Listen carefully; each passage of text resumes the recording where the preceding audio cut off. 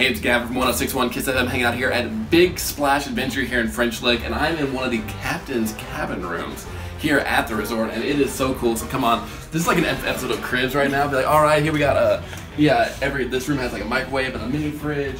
We got this giant king size bed, TV, and then over here, this is what really sets this and makes it pop.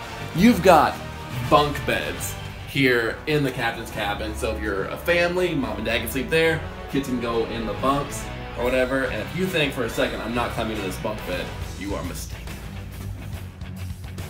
You look like a giant right now. I know, right? This is a really good shot of your butt. Good. So yeah, this is I'm 6'4", so if you do have a large child, you can definitely make it work in the captain's cabin. And it's been a long day. Like I got to feed animals and stuff, so I might just take a nap here. So I'm gonna have to ask you to go away.